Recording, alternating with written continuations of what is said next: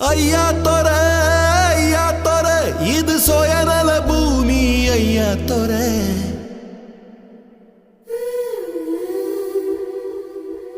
ஐயா தொர நீ சூழ்நில கைதி ஐயா தொர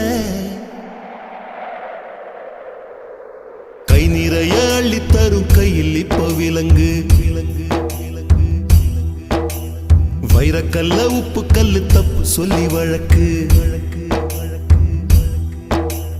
தெளு கொட்டி வலி கூட கொஞ்சம் நேரம் இருக்கும் தோழன் சொன்ன வார்த்தை இது வாழும் வர வலிக்கும் போதி மரத்தை போல புத்தன் நினைச்ச மரம் போலி மரம்